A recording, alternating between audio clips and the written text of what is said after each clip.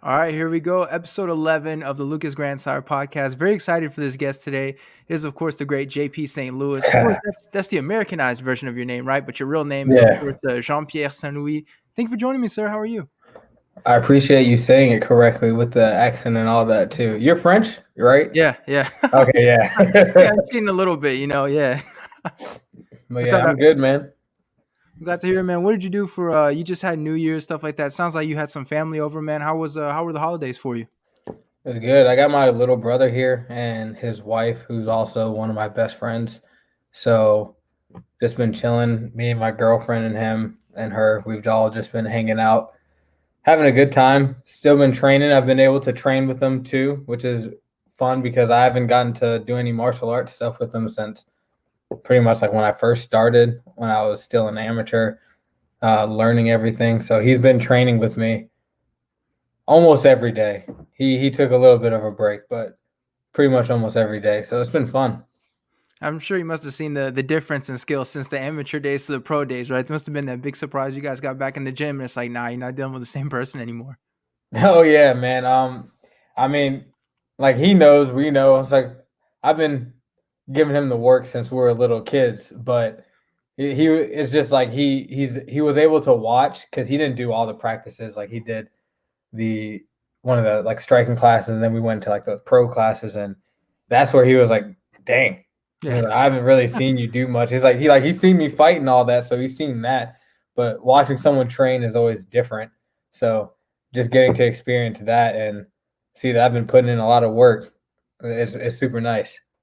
Well, people think that with family too, like you take it easy, right? Almost like, oh, I don't want to hurt them and stuff. But I feel like with family, it's like extra competitive, right? Like you almost want to put more of the stamp on them. It's like, nah, it's different. People always think you got to be nice to your siblings and stuff. Hell no. If anything, you guys go harder at each other because you're siblings.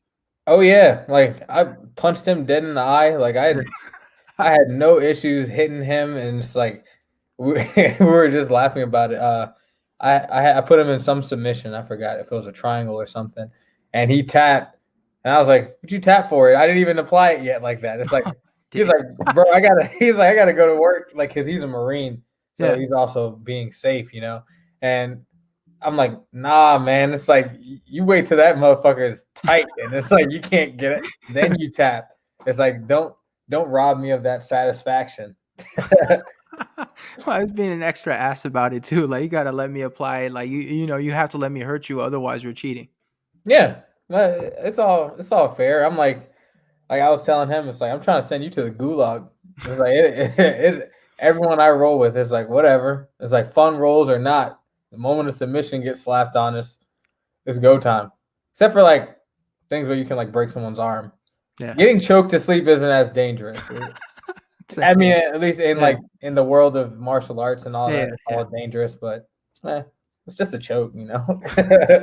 That's such a fighter thing. Is AJ casual? It's just a choke. Like you'll wake up from it. But yeah, I guess at the same time, like if you're snapping someone's arm in half, like they got to deal with that. With the choke, they'll wake up, feel a little bit bad, but and they probably won't even remember it. To be fair, if they go to sleep.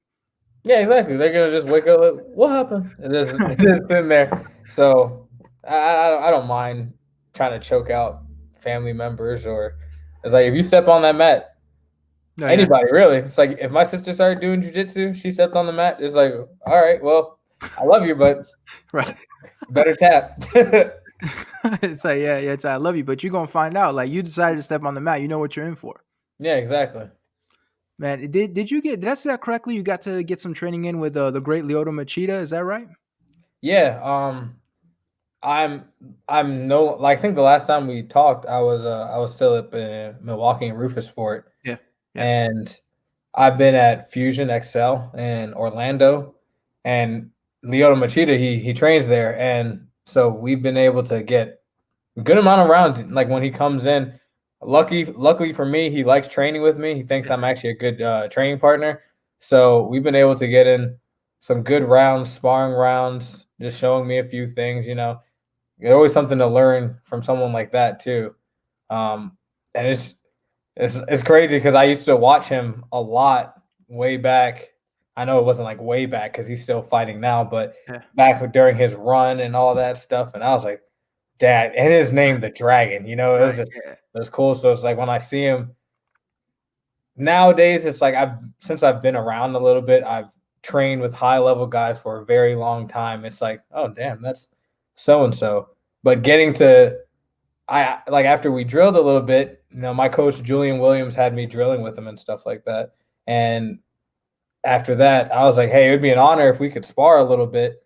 It's like I promise I'm not going to be like one of those crazy guys who sees like, oh, it's so and so. It's time for me to make my name off of someone like a legend in training. It's like no, I just want to have the chance. And I consider myself a striker. He's also a striker too. It's like you just want to mix it up, see what it's like.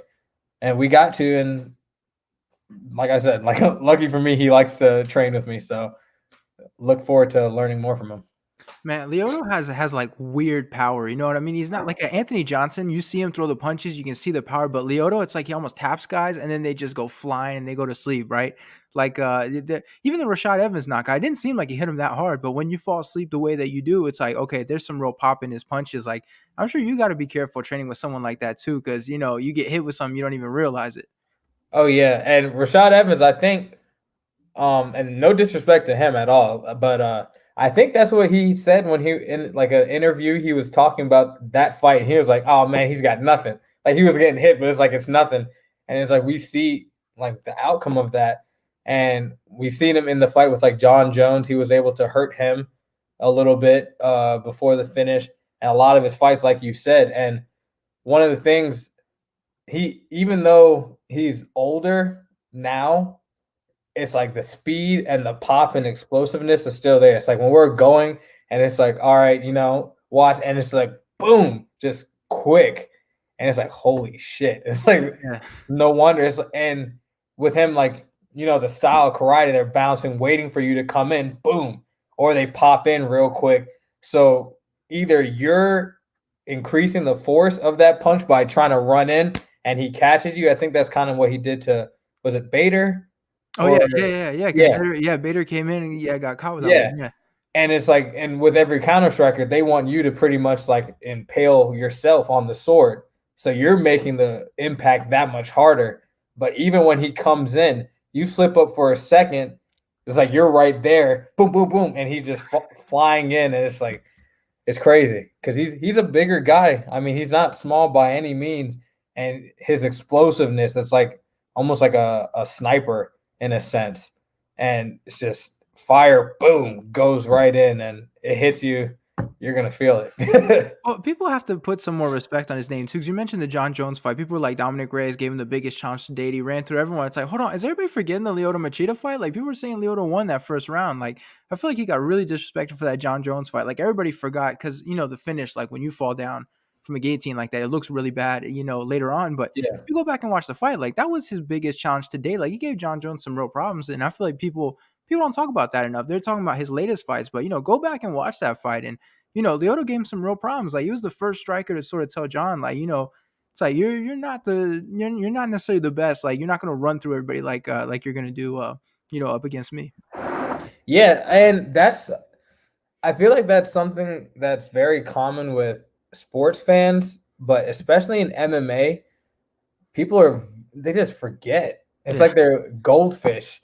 Whatever's the newest, the most recent fight or whatever is exciting that just happened, that's what history is now. Yeah. It's like it's not what it actually is, it's just what happened recently. And it's like, what have you done recently that I can remember that is important? And is super dumb because I would hear people, it's like, I always think it's like, well, Lyoto Machida did good with him too. But it's almost like you bring up Lyoto Machida. I said Mochida, Lyoto Machida with some people nowadays, and this isn't real fans. These are the bandwagon fans. You bring him up, and people are like, "What?" It's like, stop it. And it's like, it's one of those annoying things because as I've realized with MMA growing as it has, and it's great because a lot more attention. But with that attention, you get a lot of bogus fans, a lot of know-it-alls that really they didn't spend a lot of time watching the sport and actually like learning to appreciate it. They came in when it was hot. Yeah. And it's almost like what I compare it to is nowadays with a lot of shows, you can binge watch it. But And there's nothing wrong with it. You can be just as big a fan of a show you binge watch, but for the people that had to sit there week by week waiting, like just chomping at the bits for the next new episode, you grow the show you appreciate the show a lot more. And the same way with MMA. It's like when you were there watching it since the jump, you will actually appreciate the fighters more versus just jumping in when it's hot and it's like, oh, cool. And it's like Conor McGregor. Like when Conor McGregor was popping, oh my God, it's like the most annoying fans ever. But it is what it is, I guess. It's like I can't complain too much, you know? No, but you're right because in real life, like on the internet, like obviously I know all the big guys, the fighters, and all that stuff. But in real life, I don't know anyone in person that really likes MMA like that. Like every time I've gone to Buffalo Wild Wings with friends, like half of it is sales pitching them. Why should we go watch this fight? Last time we went, it was for the poster that's behind me, which is how I got the poster of Buffalo Wild Wings. But I had to pitch it like the Israel and then Paulo Costa, blah blah blah. And you get there and it's like everyone's trying to tell you about the fight and about the sport and I'm not one of those people that's like, I cover the sport, man. Like, you know what I mean? Like people, Yeah. but there is a sense of, how are you going to explain Israel striking to me? Like, you know what I mean? It's like, I've talked to the guy, I have his phone number. You're going to tell me it's like, and I'm the one who sells pitched you to come watch the fight. So I feel like that there's definitely a lot of those fans that they want to tell you about stuff and you just sit back and it's like, how are you going to tell me? Yeah. And I think it's just human arrogance and everybody thinks, I don't know why. It's just like everybody thinks they know. And maybe I'm biased because I'm an MMA fighter and I've been doing it for a while. But I feel like with MMA, you have some of the biggest know-it-alls ever. Yes. And it's like everybody, not everybody, but most people can say they played basketball, they played football, soccer. So they have a little bit more knowledge on those sports. It's like, at least you did it. But for some reason, everybody thinks that they can just explain what fighting is without ever doing it. And it makes no sense to me. I'm always like, how? Like, what makes you think you really know? It's like you think your one street fight is like, oh, you're undefeated in the streets. You know how many people like you get like that? It's like, and I'm not talking about like your friends. I'm just talking about the fans specifically, whatever. But it's just like, they'll try to say it's like, oh, well, he should be doing this. You're going to tell the guy with almost 100 fights that he should be doing. It's like, okay.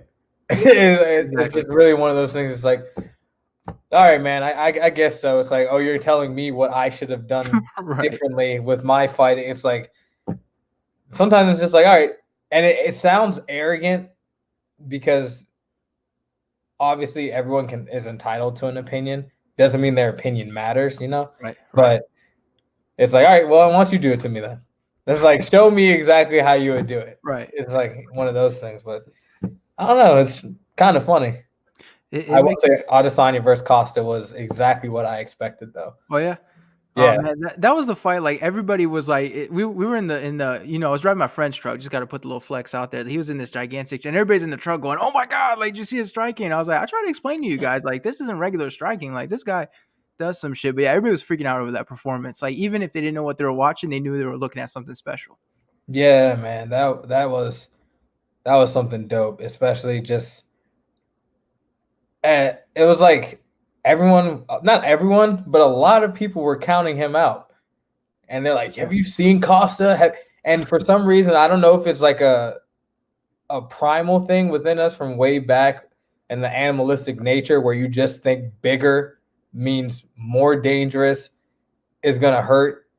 And it's like, no. It's like, I tell people all the time, it's like, skinny people can bang, man. It's like, they can throw down. It's like, I don't know why you keep, like, where this thing keeps coming from. It's like, watching his fights before the Costa fight, it's like you knew. It's like, yo, this guy is a real deal. And if you were following him back in the kickboxing, what's his thing, the kickboxing King of the Ring, something like that, when the tournament, and it's like the dude was bad. Like that's a bad dude right there, and watching him like develop as a MMA fighter too. It's just you see it, and it's like he's not fighting easy guys. And I guess the fight before Costa was Yoel. Yeah. So all these people are like, oh man, he's washed. And or he can't. He's not going to do anything. He wouldn't even fight Yoel. Look what Costa did to Yoel and all this stuff. And it's like, but he shut them the fuck up. It's like, I Oh love man. it. I talked to him the first time I interviewed it, and I was trying, but some guys are easy to reach out to like yourself, and some are more difficult. I finally got to talk to him after his UFC debuted, and I was asking him a little bit about the kickboxing and stuff. And the thing him and his team did, they were so smart. Like they sent him to kickboxing to sharpen up his striking while working on wrestling, and then they sent him out to MMA. And that's why he showed up in MMA. His striking's better than everybody else. And it's crazy, like the kind of game plan they had, and you see how much it works. Because even in the performance against Robert Whittaker, think that's one of the greatest performances in his career. It might be Paulo Costa, but that fight against Whittaker, that the whole time I'm watching, I'm thinking, wow, like this guy's one step ahead on everything. Everything he was landing, it was just like, wow, what a performance. Yeah, man. That dude, he's like he takes the blue pill like every fight. He gets in that flow state and you can't touch him. And I am a big Robert Whittaker fan, and I'm a big Israel Adesanya fan too. And it's like we're both black dudes and he's killing it. And Yeah. that's still something we don't have as much of. So it's like, oh man. And then he's an anime fan. So it's like, you see, I'm wearing Yeah. Rick and Morty, Naruto, and Jiraiya shirt and all that. But I was like, I've been rocking with Robert Whittaker since the Ultimate Fighter days. What was it? Was he on the one with Chuck Liddell? And he was on Well, he was on like Australia versus Canada or something. He right? was on a weird season, one of those. Yeah, something. Yeah, and it's just like I don't know why. Like I just liked him. Yeah. He was he seems like a really down to earth, chill dude. And for that fight, I was like, I like both these guys, but I think I'm pulling for Adesanya just a little bit more because he's a little bit more similar to I am. So I see a little bit more of myself in him, but I was still just like I didn't want to see the fight go that way. But it is what it is. It's like Robert Whittaker. It's like you've seen him like talk about it. He's like, hey, Israel Adesanya is damn good. And he's like, I don't really like the guy, but he's really fucking good. Yeah. And we see it, and it's like he's doing a lot of things that I'm trying to practice like mentally. So when I get back in there, just go and run through some people. I did talk to Robert Whittaker once, and then you go into these interviews, especially he was the champion at the time, so you don't know what kind of person you're going to get, if they're going to be kind of an ass or if they're going to be wearing sunglasses indoors. And before we start the interview, he was like, "Yeah, I have a cold." And then what do you say to that? I was like, "Oh, I'm sorry to hear that." And he was like, "Well, it's not your fault." It just made me laugh because it was like, that's who says stuff like yeah, it's not your fault if I have a cold. Yeah, and now I feel fucking stupid for apologizing for a cold I didn't give you. Yeah, He's just a friendly guy. It's yeah, like he really seems like a guy that's just chilling. It's a yeah, regular he's dude, just yeah. always happy. He seems like he smiles a lot, Um, he's like one of those guys that you can probably have like a nice conversation with at a gas station while pumping gas. Something like that. It's like he really seems it's like, hey, are you Robert Whittaker? I don't know what he's like if you like run up on him and try to interrupt his time, Oh yeah, that's But it. maybe just like talking to him, it's like, hey, you're so and so. Yeah. I can see him just like talking while he's pumping the gas, and then, all right, man, I'm gonna go home and play video games. Yeah. And that's about it. Yeah, I think almost like with Izzy too, but though I think he gets a bad rap. Some people think he's like he's a dickhead, and I don't think so. I think it's like if you talk shit to him, then he's gonna be a dick, which is kind of what I'll do. It's like naturally, maybe kind of like a dickhead, like to tell jokes. I love telling jokes, so sometimes you're always gonna offend people, But just the other day, he posted something like he was eating lunch, and somebody like wanted to take a picture with him, but he said, "Hey, after you're done with your lunch, could I get a picture?" And he like posted about it on his story, and it's like, "Thank you." And a lot of people also do forget that these stars, athletes, they're people too. They have things that they want to do. They don't always want to just like, all right, man. It's like it's almost like an animal. It's like, hey, I'm with so and so, and they're just gonna post it to brag. But yeah, Robert Whittaker he's a nice, chill guy. My one of my old teammates, brothers, Mike Biggie Rhodes, he fought him way back and said the same thing. He's just a really nice guy. You know what? Israel, it's funny. The big thing I got from him, even before I talked to him for the first time, was his thing was always seemed to be like privacy. You know what I mean? Like even I Mhm. think on his Facebook bio, he was like, appreciate me from a distance or something like that. And it always seemed like his thing was like, I might be famous, but give me my space. You know what I mean? Don't just run up on me and ask for a picture. Like if you're nice, I'll be nice. But if you're a dick, and Israel knows how to be a dick back. But every time I've talked to him, he was super nice. But I feel like he's changed a little bit with his career. Like when he first started, it seemed like he was a lot nicer. And now today, I feel like with all the attention he gets, and I'm sure he gets more negativity than anybody else because, he likes to be a little bit controversial on his social media, which has always been his brand. But I feel like it's kind of forced him to be a little bit less accessible and a little bit less nice too, because I feel like people take advantage of that a little bit. So I feel like he has changed as he's gotten bigger, but it's not his fault. Like he's not doing it on purpose. Just you adjust to the way people treat you too. Yeah, I mean, like I don't know because I'm not at his level. Just like I can only talk about like Yeah. the like you know how even with your like regional, it's like if they see your name somewhere, they think it's like, oh, you're so and so, and it's like it can be annoying on that end. I understand the privacy thing. Like I may be very like joking, like I'm a joking person. I have a good sense of humor. Like I'll talk on the internet and all that stuff because it's the internet. You know, I can control the environment that I'm in. But in like real life, I'm very private. Like I don't really, at least I don't talk a lot. It's like if I get comfortable with you, I will talk. But a lot of times it's like I'm trying to walk in, I don't want to be seen. Yeah. It's like, kind of leave me alone, please. And that's why I kind of love this mask thing right now because Yeah. then people can't see my face. They may not know who it is.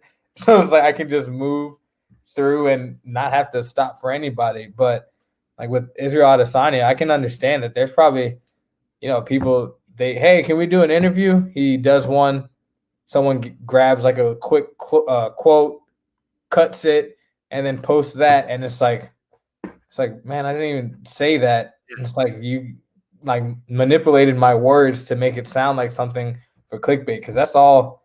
Not all today is, but a lot of today is just people. Can we get clicks? How many clicks can we get? It's like what's gonna grab people's attention. So I don't blame him honestly Yeah. because you gotta just sometimes be like, oh, I gave you guys an inch and you went a mile with it. So now you don't get anything unless I really want to talk to you. Yeah. But I feel like when you get to a certain level too, like especially in the UFC, like you become a champion or like a top five guy, a lot of the interviews you do, you get used for like a lot of sound bites too. I feel like if Tony Ferguson does an interview, he's gonna say like one quote's a little bit controversial, and you're gonna see that quote everywhere. But I feel like some of the smaller guys, they might do more interviews with smaller names, but those smaller names aren't quite taking advantage of the big quote. They're not hunting for those Yeah. quotes. If that makes sense. And Israel, when he first started in the UFC, he was doing a ton of media. Like we would say, but with other media members, like enjoy it while you can because he's very accessible with his time. But it's going to get to a point where he's going to have to stop that. And then we saw it eventually got to a point where he does less interviews or he'll just do TMZ and stuff. And even then, you say one quote that's a little bit funky, you can sort of turn it into something. And you do reach a point where you have to be careful because more people are going to click because it's your name. And then you add Mhm. a crazy ass quote on top of it. But first time I talked to him, he gave me a crazy ass quote. Even my editor texted me while I was at work, and he was like, "I think this is the greatest thing ever." I asked him about haters, and he was like, even Jesus Christ had haters, and he was the goodest cunt in the world.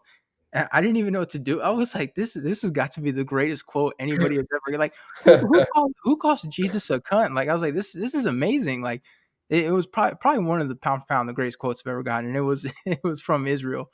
Like, who else? Man, that dude. It's like I always think this like I'm pretty bold with some of the stuff I say, but he's Yeah, he's like on another level. And I would also say that I don't know all too much because I've only lived in America, but they say like with him not being from America, but doing a lot of like media uh with American media pretty much, the humor is different. yeah, It's like they said like our humor is different from humor in like England, and they're a little bit more like brash and like upfront yeah, in your yeah, face. And then whereas in like America, kind of like passive aggressive. Let's slight them, but we don't want to actually say that we're slighting them because yeah. You're right. the Yeah, PC culture, all that stuff is going to attack us. And he's from New Zealand, well, Africa, New Zealand, and I know, like, I'm not, well, I am like African descent, but I wasn't born in Africa or anything like that. I know like Haitians, they're joking, the way they joke is a lot different from Americans. So it's like I don't know if it's like Haitian, they joke and it's like kind of mean and in your face, but it Yeah. is like a joke. But so maybe he was just, I don't know. It's like I know I probably couldn't say it because my mom would be like, "How could you say, like, why would you say that?" Or my dad would be like, "What?" Yeah. It's like, did you? But It, I never really judge people for their jokes. I'm like, unless it was like really bad, like racist or something like that, or sexist. But it's like that was funny because he drove the point home. Sometimes you gotta use hyperboles and yeah. just like do some wild stuff to drive it home, and that made perfect sense. It's Yeah. like he was hated and he was prosecuted. But it's funny you mentioned that because, I moved back to the United States in August, but, I was in France for 3 years, and it's like the humor is so different. Like, you can be, harsh. You can say things like if you were to say that in America, people would be like, "Oh my God, you just say that?" Like, my friends were always telling me like the problem with you is that they were like, if somebody tells you something and you don't care, you'll tell them you don't give a fuck. He's like, but in America, we don't do that. But in France, people would be quick to tell you, like, "Hey man, I don't give a fuck." Or even if you stood like with my group of friends, the stuff Americans would hear, be like, "Oh my God, like you guys are going in on everybody." And it's like, yeah, but it's jokes. You know what I mean? Like you understand that, nobody's like being an ass for real. It's just we're all messing around. I feel like in America, you're right. There is this big thing on, you can't joke about this or, oh my God, you call Jesus a cunt. And it's like, it's not that deep. Like it's just, try to understand the context a little bit. And it's not that deep. Yeah, and like with that, I get a lot of shit from some people because I'm like that. Like you tell me something, it's like I don't care. It's like, I don't give a fuck. Like, why are you and talking? yeah, exactly. It's like, bruh. It's like, what was that? Afion Crockett in that one movie. It's like I don't give a Oh fuck, yeah, and yeah. it's I just love like that movie. Yeah.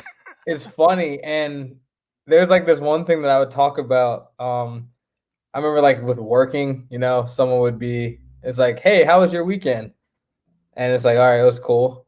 It's like, it was good. And they'd be like, well, you're not gonna ask about mine? Oh It's yeah. like, I didn't care. Like I don't care about your weekend. And it's just like one of those funny, it's like I'm being funny. And if you can match my funny, then maybe I actually will care. It's like, but how Yeah. was it? But it's like part of me doesn't care, but then part of me is also just like being kind of a dickhead for fun. Yeah. It's not that deep, one of those things. And it's just like people can't keep that up. Like if someone said that to me, I would bust out Yeah. laughing.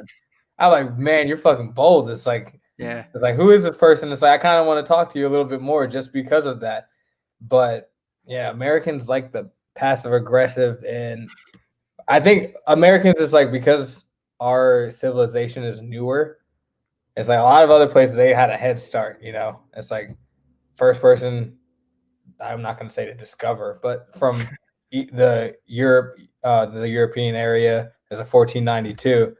But it's like, yeah, he came here from somewhere else, and then everything started getting developed. So it's like they've been around for years on years, hundreds, thousands, and all that stuff. Whereas we're still maybe trying to figure it out. It's like we like to cover stuff up. Yeah. Every country does, but it's like no, we're not gonna say that. We're gonna mask it to sound like this, even though everyone knows exactly what we're saying. Yeah. It's the most annoying thing because I hate the passive aggressiveness, and it's just like, oh, you gotta sound nice, but you don't have to Yeah. be nice. It's all about you just have to make sure you sound it. Why? Because that's what you do. I'm like, why? Yeah. And no one ever really has an answer for it. That's why they have like all the media training and all that stuff. I don't know if they do that for athletes like in uh, Europe and all those things, but I just know Americans, you say one thing, it's like they're trying to cancel you, or it's like, bro, what he said wasn't even that bad. Like I'm not saying for some people some people they go overboard. It's like, hey, you can get the fuck out of here. Yeah. But some people it's like, can you laugh? It's like it's like it is okay to laugh sometimes. It's like it's good for it's good for the body if you laugh. It's funny you say that because I relate to it because at work the thing about me is we drive in a truck all day because we're doing deliveries, and the thing is one of the drivers was telling me, like, we're sitting there really bored, and then you're playing on your phone, and he's like, but we want to talk, because we're bored. And it's like, I'm not talkative. Everybody at work knows, like, Lucas shows up, does his job, goes home. And one time I had this dude, he just kept talking to me, and he was one of these typical Southern, the South will rise again kind of guys. So we had nothing in common. And he's got like the chewing tobacco in his mouth, and they're like, the Southern stereotype. He's telling me all these things. And I was paying attention. It's like, what am I saying to him? And if you count, I think I said yeah like 17 times, and that was it. He'd be like, we don't need to be wearing masks, Bo. I'm like, oh, all right. As I'm wearing a mask, and then it's like, man, these damn immigrants taking our jobs, and it's like, yeah, yeah, immigrants, and and the whole time you're thinking like, I'm an immigrant, dumbass. Like I just told you, I came from another country, but all right, and that was the big thing. Like, Lucas, you got to talk more. It's like, yeah, but I don't want to, and I have to get up at 3:45 a.m. I am not talkative in the morning. Like, I don't care how much coffee I have. Like, I don't want to talk in the first place. So if it's early on top of it, it's like, man, you're really gonna have to force it out of me at that point, unless like you mentioned, you're a funny guy or something. We have something in common, but I don't think the South will rise again. So I don't think we have something in common. Yeah, it's like I don't want to talk to you. It's like there's people that I'll talk to. It's like you specifically. It's like, and everything that just came out of your mouth is why I don't want to talk to you. And it's funny because people like that won't understand why someone doesn't want to talk to them. It's like the South will rise again. Well, everyone that says that thinks a certain way. So I would assume that you're that type of person. And it's like me, especially, it's like, bro, I really don't want to talk to you if that's how you're talking. Then it's like immigrants. And it's funny because there's a lot of people that I work with when I was working in a warehouse. They would talk about stuff, and I'd be looking at them. I'm like, I come from immigrants. Right, yeah. It's like, what do you – it's like, oh, okay. And then sometimes it's like, well, what kind of immigrants are you talking about? Because some people forget that there are European immigrants. It's like, why don't you just say you don't like the immigrants that are coming from the Central America, South America, and like Africans, Caribbeans, and all that kind of stuff. And like you said, the South will rise again type people. And it's just like, I don't think we should be wearing masks. Okay. So, okay, cool. And it's like, I don't care about your opinion. I'm going to wear my mask.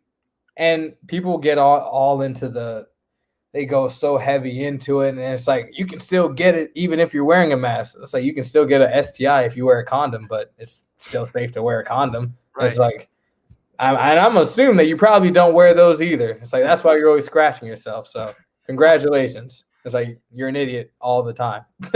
Oh, man.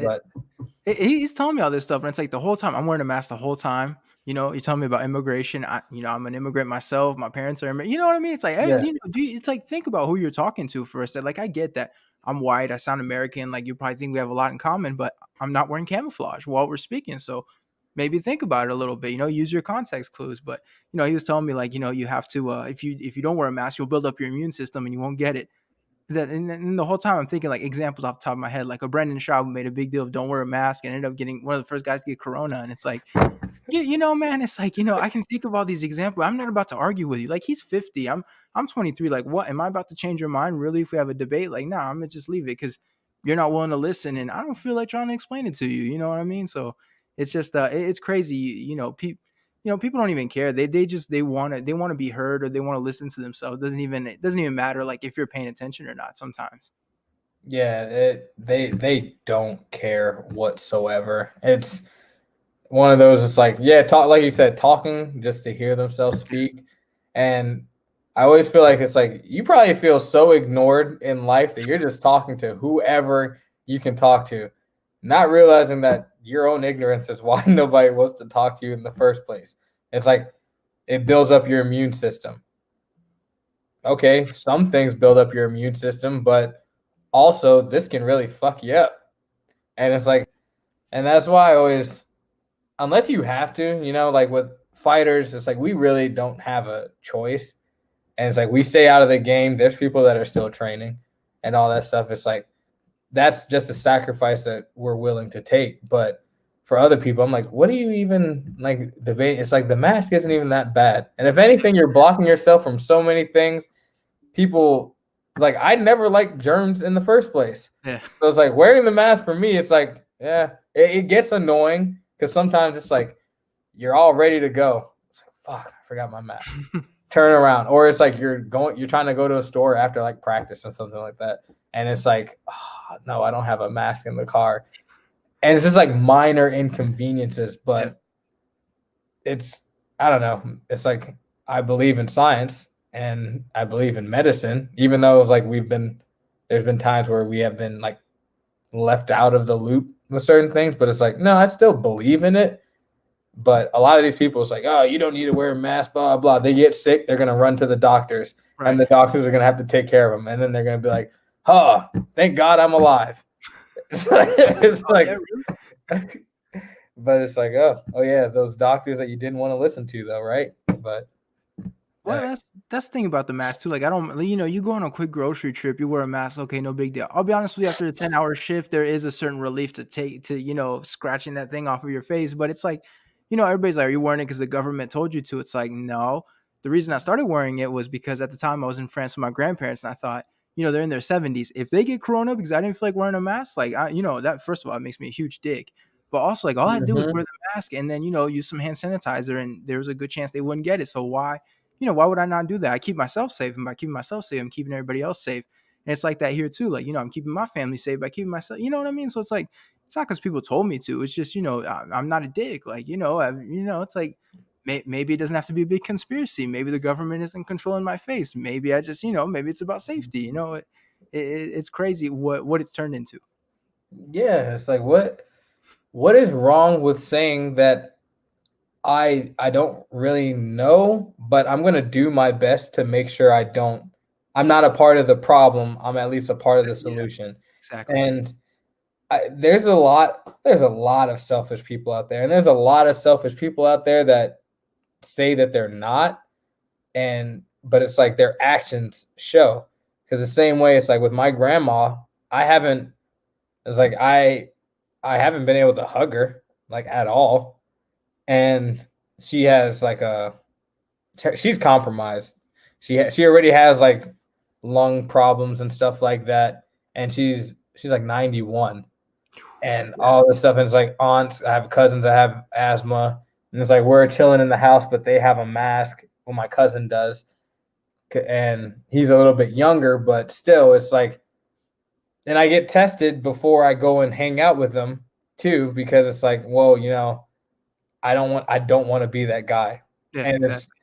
I don't get why it's so hard. It's like, bro, if someone doesn't have to die, I'm Right. not gonna be the person to just be like, fuck it.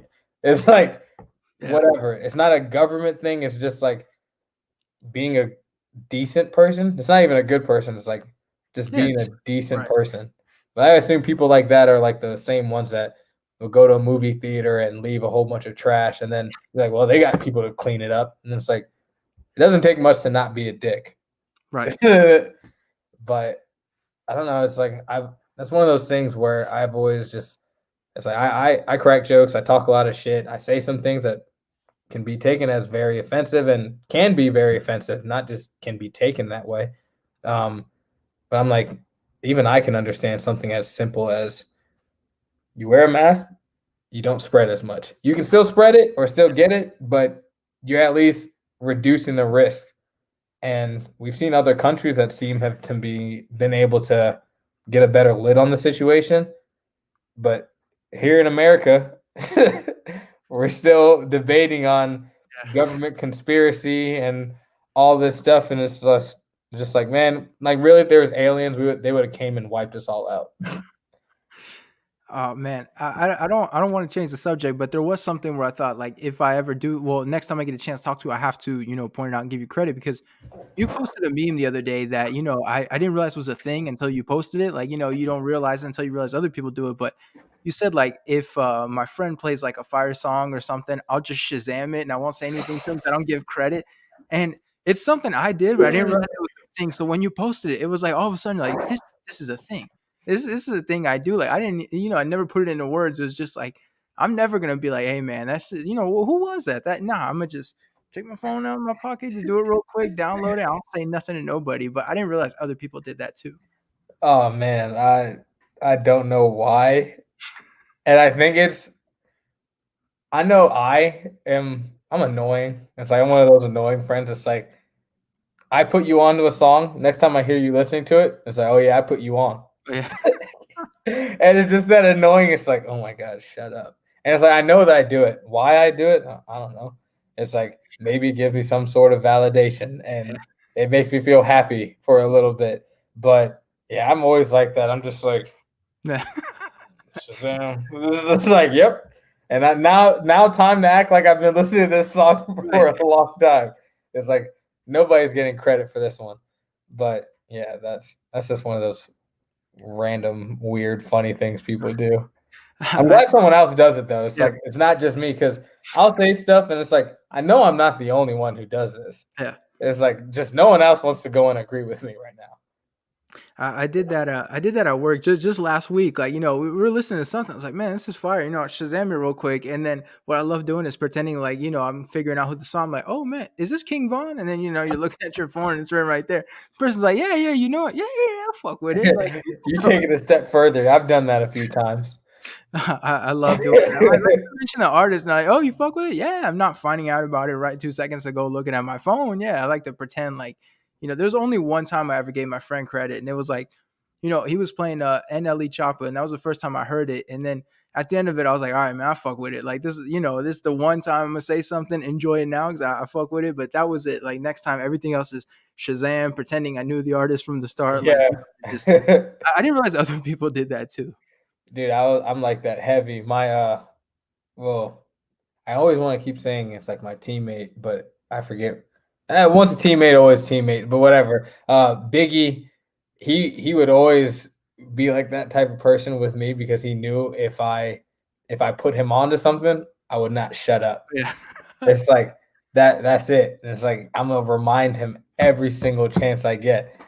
And right now it's like I don't know if he's even gonna watch it or whatever, but he put me on to Tory Lanez like 2015, like way back. Yeah. I wasn't listening to him at all.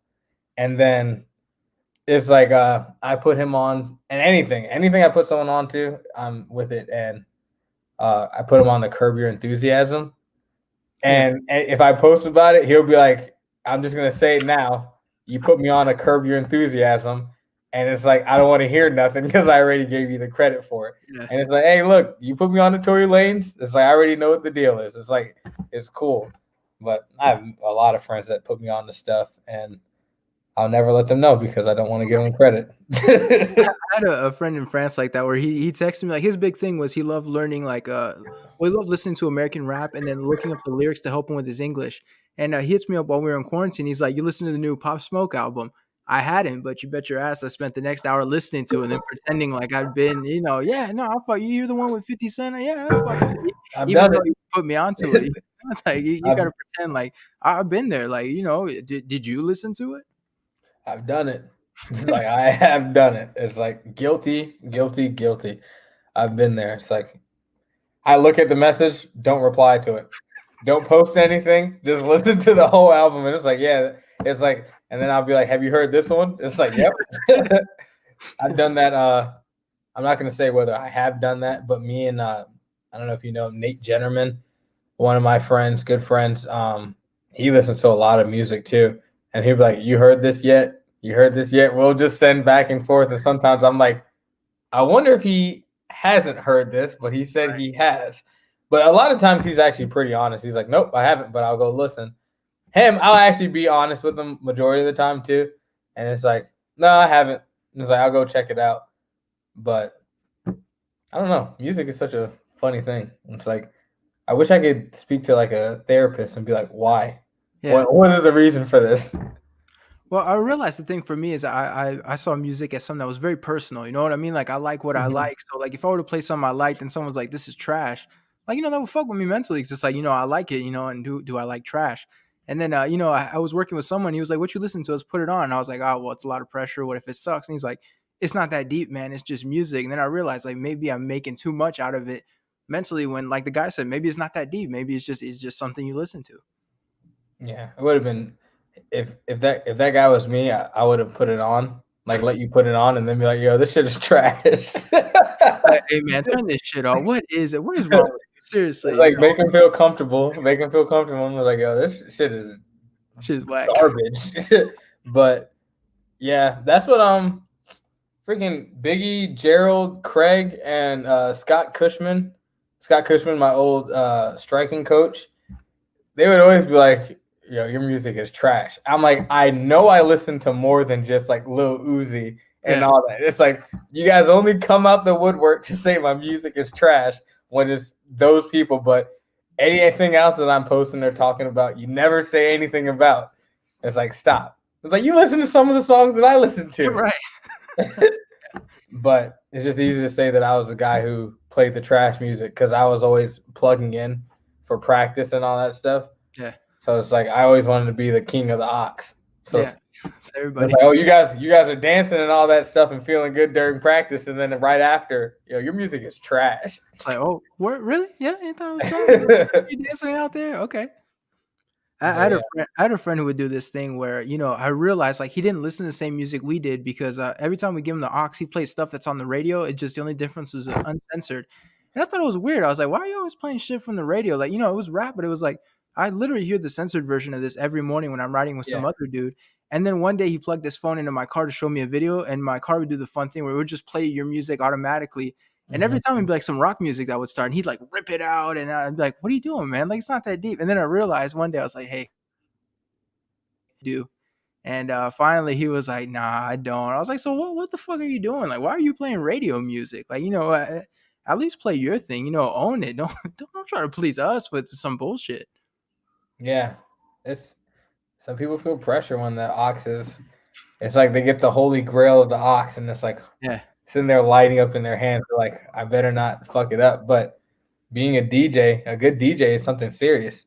Yeah. People will turn on you if you suck at being a DJ.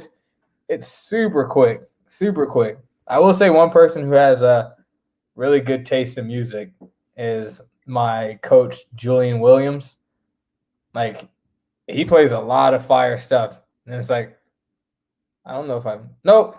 I'm not. I'm technically telling you, but if he doesn't watch it, he won't ever know. So it's like he's put me on to quite a few things because I've definitely just Shazammed while I'm at the gym. It's like I'm not asking who this is. I'm not saying anything. I'm just adding it to my catalog, Right. and one day I'll be playing it, and it's like we'll talk about it then and there. Yeah. But he's got a good taste in music. You mentioned some of your teammates from Rufus Sport. I've interviewed a few of them, not as many as I would have liked, but well, I guess that's your former teammates. Gerald and I have this fun back and forth we do where we set up interviews and then we never get to it.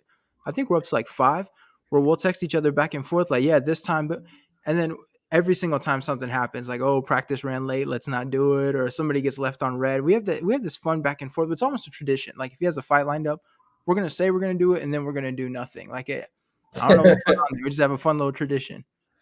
Gerald is the Gerald. I don't know. Like he's always doing something, but I'm always like, what is it that you're doing? And not like in a bad way, because I know he's a busy guy. He's got like a life going on, training, teaching, all that stuff. But it's like you never know when he's gonna respond to you, like ever.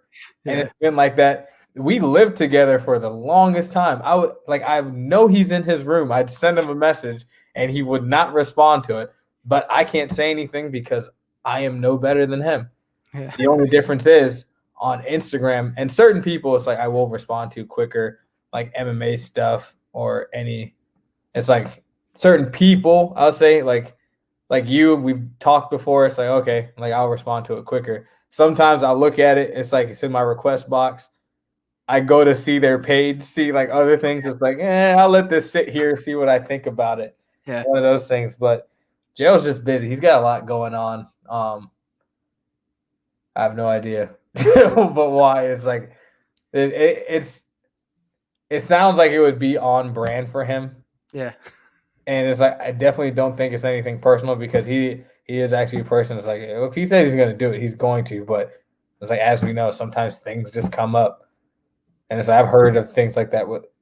I think that's happened with me and somebody else. It's like for some reason we just kept going back and forth, and something just kept happening. It's just like I don't know. Oh man, the one fighter who made me work for it, we finally did the interview. It was Jeff Neal. Like I think we texted for like 2 weeks because something kept happening. He was like, "Hey man, I missed my flight, so I'm gonna be late. I have a stitch on my face, and then since it's video, like I can't have the commission seeing it. We went 2 weeks. We were Oh yeah. talking literally every day. We finally got to the interview. Low key, I was kind of sad when it was over. It was like texting Jeff Neal was a part of my daily routine. You know what I mean? We were together for 2 weeks, and now it's gone forever. Like we we did it.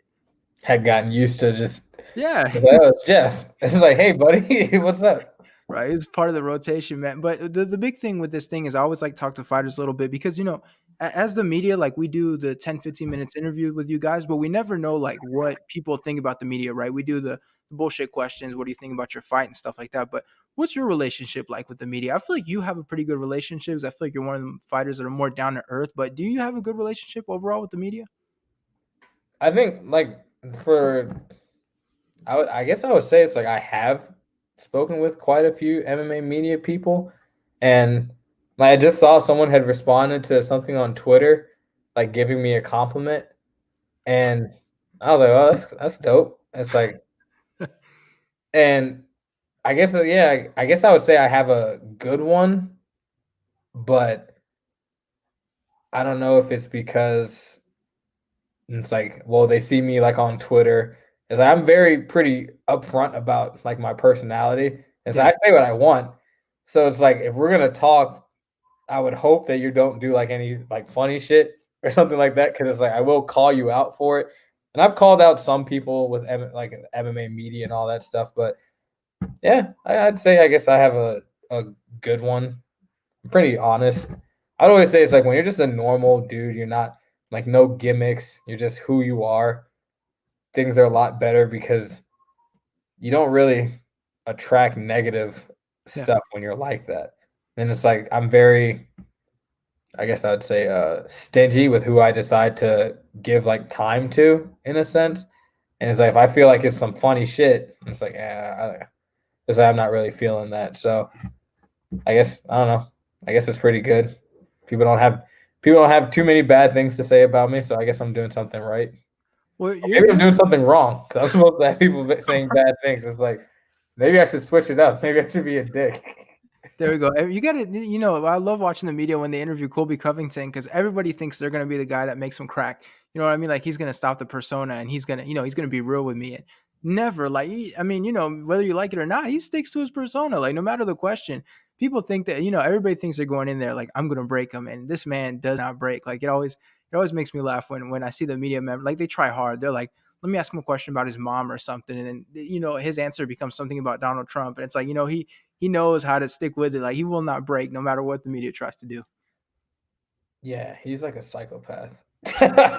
It's like the fact that you're able to continue doing that over and over and over and over. It's like something's wrong with you, man. It's like something's wrong with all of us. If like this is like the field that we want to go into and all that stuff, but it's like how do you do that? It's like Yeah. you don't ever just want to be normal. It's Yeah. like you don't want to talk normal, just be a normal guy. I saw there was this video that some kid like talked to him and he wasn't being the Colby Covington we know. He was just being a normal dude. And Yeah. it's like that seemed weird because it's like I'm so used to you being like a Donald Trump fanboy Yeah. and all this stuff but it's like why can't you just be normal? It's like I get doing all that stuff that you did made like your name pop. People know who you are. And because I can tell you the truth, it's like I did not know who he was. Like I had heard the name, Yeah. but I knew he wrestled, but that's about as much I cared. But him doing all that stuff made him more popular. Yeah. But I'm still just like, that's a lot of effort, man. It's like that is a lot of effort. It's like props to you for being able to do it, but hell no. Yeah.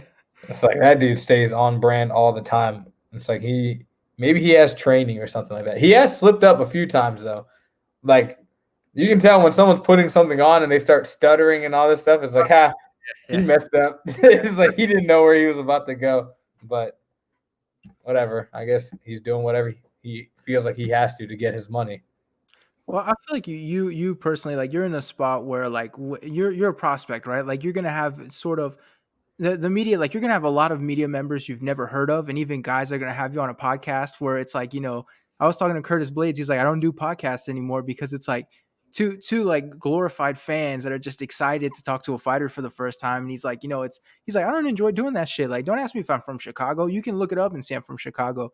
I feel like you're in that spot too, where you're gonna have a lot of those interviews where people are just, I like, so you're Haitian, and it's like, yeah, that like that's not, it's like, is that really what you want to ask me? Like, I feel like you would have a lot of those really weird interviews if you're not like paying attention to who you're talking to. Yeah, and I think I've had a few, but luckily, I've been able to escape those, and I don't know if it's because I just ignored it, because I always think it's like, yeah, I try to respond, but I know deep I'm on like almost like a cruise control. If I feel like something's off, I just won't do it. Yeah. So it's like I just avoid it because it's like this already. It's like Yeah, right. I literally have the Haitian flag in my bio. Two of them. It's Yeah. like I don't shut up about it, and my name is Jean-Pierre Saint Louis. It's like I'm either Haitian or like I'm from France. Right. Maybe like a French area in Africa or something like that. You can pinpoint where I'm from with a name like that. And Yeah. But yeah, I've had some, which is surprising. I wish I remembered the name. But it was like a newer like podcast group, and I did one with them, and they like it was pretty cool because I was like, whoa, it's like you guys did some research, because they were pulling up stuff that I like said a while ago, or like quotes from like a post-fight, like literally post-fight interview, like in the cage. I was like, I forgot about that. Or like interviews like I did with James Lynch a while back. It's like, okay, this is pretty cool. It's like, if you guys are fans, whatever, but it's like, it's pretty cool. It's like you're actually doing like homework, and Yeah. almost like I would always say it's like everyone has like a craft, and interviewing is a craft. All the like being a media member is also a craft, and dedicating time to it. And it's like you guys clearly are dedicating time to learning and trying to perfect your craft and figuring out whatever your, I guess your like your expertise will be and what sets you apart from other people. And I was like, okay. So that it like made me laugh, because it's like, okay, you guys are doing something. I like it. So, but I've had some people, it's like, yeah, so you're born in Maryland. Yes. Is that Yes, I interesting? was. What do you want me to do? Yeah, it's like, yo, you train at Rufus Sport. Yep. It's like, I got it on my shorts. Yeah. It's like, but it is what it is. I also think that's like for fighters, it's just good to do those anyway, because who knows? It's like that person could end up like growing and turning it into something great. And it's like you were one of the few people to give them a chance or just talk to them. And it's like that's not why I really do it. Yeah. Because it's like I try to just do something just if I want to or if I don't. I leave it at that, because then you get into like kind of selfishness. It's like, oh, I can, like some people will be like, well, like say they see someone who made it. It's like, I was one of the first ones to even give them an interview. Like they're trying to attach their name to it. And so I don't want any of that. And it's like, if I want to talk to you, then I'll just go and talk to you. And I try to give everyone a chance. It's like at least one time, one time won't hurt. Yeah. If it turns out bad, try to avoid it. If it doesn't, maybe you grow a relationship with someone, and who knows, maybe it's like one day I'm in the big leagues and they're sitting there post-fight and talking. It's like, I've been talking to this person for years. It's like, how are you doing? And I just try to keep it genuine, and that's what I try to keep. It's like whether it's bad or good, it's like at least I'm being honest and truthful, one of those things. But I think everyone gets one chance. I can understand why Curtis Blades wouldn't, because he's probably got inboxes full. Oh, yeah. People that probably don't even have a setup or nothing like that, don't know anything. It's just, we got Curtis Blades on here, and it's just fanboying for like a whole time. So it's like, I get it. But it also is like part of me, I try to balance out my mean side with just like being understanding. It's like everyone should get at least one chance. And it's like, so try it out. And if it doesn't go well, then be like, never doing that again. It's funny you say that because, with the media, people are always telling you, like, you should interview prospects and stuff like that, and it's like, but they're always saying, like, it's an investment, like, you interview them, and when they become big, you have that connection, and, I hate that. I hate that a lot for the reasons you mentioned. Like, I feel like it's not genuine. Like, at that point, you're just using a guy because you're hoping that one day he'll be a UFC champion, and you'll be like, "Hey, I was there from the start." Like, I really didn't like that. I felt like, if you wanna talk to a guy, you talk to him because you wanna talk to him, not because, he's got something in the future, and same things with the fighter too. Like, I'm going to talk to a young media member because I could be talking to the next Ariel Helwani or something, and then he'll fly me out to the New York studios. Like, I feel like the word's used genuine, right? It doesn't feel genuine when you do that. Like, you're using a guy like, hey, I'm going to talk to you for a 10, 15-minute interview, but I don't really give a shit because if you become UFC champion, then I'll send you this video and I'll be like, we have to do it again. Like, I really, I never like that. I feel like if you're going to talk to a guy, it's because you want to talk to him, not because the potential or the fact that you're going to use them to get views in the future. Like, I really hate the way that sounds. Yeah, and I think there's a lot of, not just today, it's always been like that. Yeah. It's you scratch my back, I scratch your back. It's like, what can you do for me?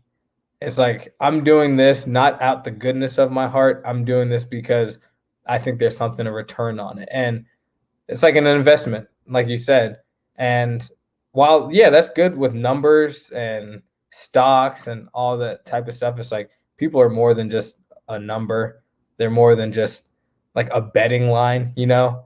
It's like even though we're athletes and you can bet on us, we're more than just that. It's like we're a person too.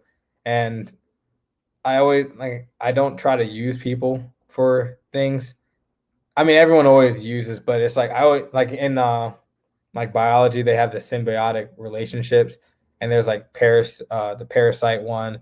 There's mutualism, and I forgot what the other one was, but because I've tried to just focus on what mutual. It's like there's nothing bad. Like there's no. It's like I'm helping, you're helping me, and it's those two things in a really basic sense of it, because it still is like semi you scratch my back, I scratch yours, but it's like I'm helping, like you're helping me, you're giving me an outlet to speak, and it's like I'm helping by also speaking and being an engaging member, Yeah. something like that. And it's also like a genuine conversation. It's like we're just conversing like normal people, and there is no, it's like I'm waiting for this guy to, give me something. It's like, give me some clout, please, something like that.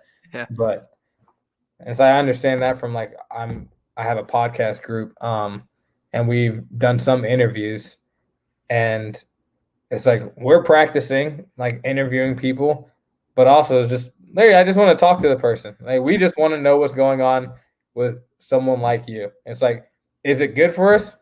Yeah, but it could be bad. Just because you have like a bigger person in there doesn't mean it's going to be the end all be all for you. It's like this is going to be the one to make me, because it's like if your product sucks, your product sucks. Yeah. It's like that's one of the things, and maybe it's the hard way.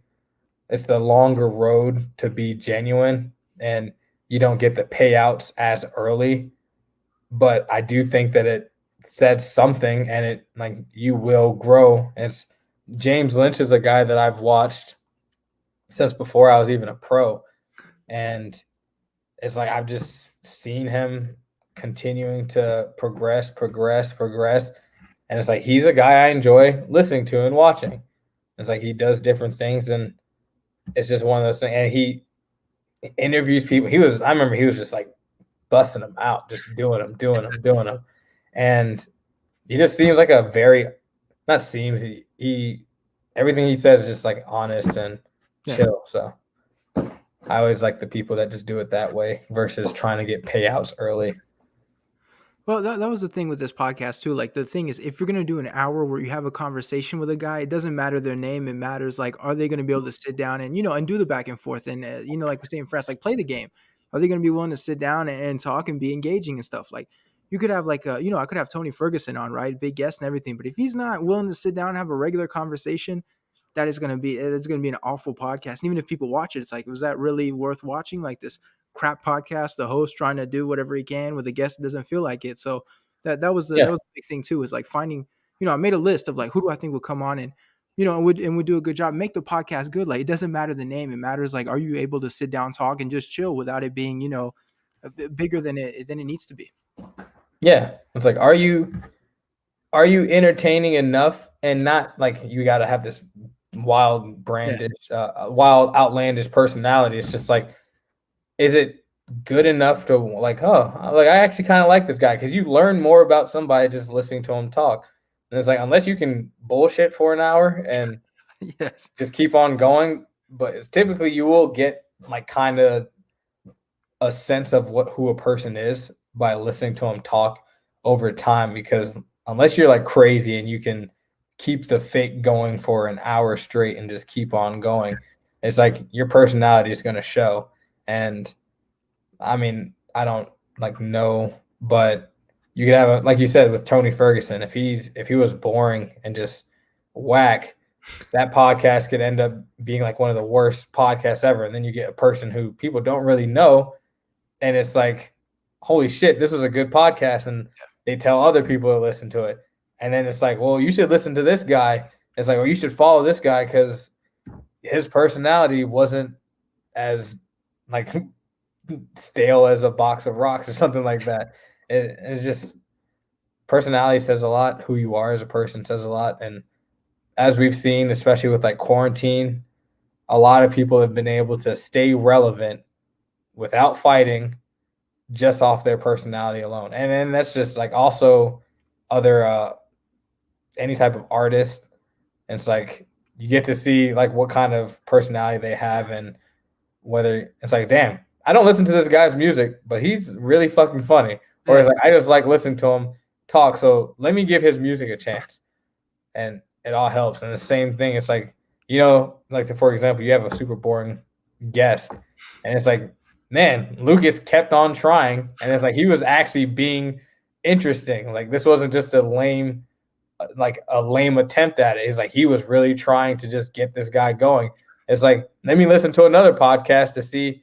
It's like with a more entertaining guest, because that could actually turn out to be something great. So, I hope you haven't had any boring ones. No, everybody's been good so far. There were some you go into it and you're kind of scared because you're like, all right, let's see. And then by the end of it, you're like, wow, that hour flew by, and it's like, they were really good. Like I think everybody has been pretty good so far. Yeah, that's good. But listen, before I let you go, because we have done a little bit over an hour here, I know everybody always wants the update, right? When are you going to fight and all that stuff? You have any kind of news or anything like that when we might expect to see you in the cage again? I am hoping like February, March. I'm hoping to get on something, a local card in the Florida area. And it's like, I do want to see about with like LFA as well, because I spent almost half my pro career fighting under LFA, 4 fights with them just about. So I would love to go back there. And I know it's like the fights that can be a little bit tougher and all that stuff, but I don't mind it. And I did well in the LFA. Oh, I've done well, and it's like I'd love to go there and tear somebody up on UFC Fight Pass.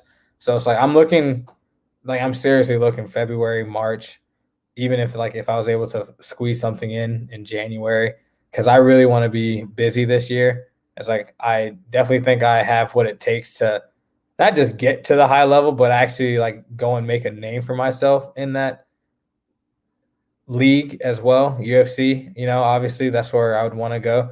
So I'm just looking to get active, get back on a winning streak, put people on a highlight, and keep on doing what I do. So, yeah, February, March, even January, as I finally got my work situation settled and all that. So I'm just looking to start racking them off. Before we officially end this podcast, though, I always like to let the guests, you guys have social media sponsors, I'm sure, all this stuff. I'm sure you'd like to shout out and everything. If there's shout outs, things you want to plug, the floor is yours. All right. Well, first, I would just like to give a shout out to my new team, Fusion XL, with Julian Williams. Um, they've accepted me, and we've just been grinding. Been working with my teammates. Phil Rowe, he's got a fight February 13th, I think. I don't remember the date, against Gabriel Green or something. The Gifted, I think that his name is like the Gifted one or something like that. He's making his UFC debut. Had a lot of guys that just recently fought. Jeremiah McDougal, he's one of my main training partners. I think he's 4-0, 5-0. Had another guy, Val Woodburn. He's now 3-0, 185er, super strong. These are pros. Lucas, he just fought. Brazilian dude, he's a beast too. And then some of the amateurs, like Donovan Hendricks, he's been killing it. I think he's like 10-0 as an amateur, about to make his pro debut. So shout out to them. There's a lot of teammates, so I can't remember everybody. So it's like those are the ones I can remember off the top of my head. Sorry if I forgot. Oh, Mikey Conlon, he just won like an amateur title, so that's dope. I train with him. He's got good jiu-jitsu as well.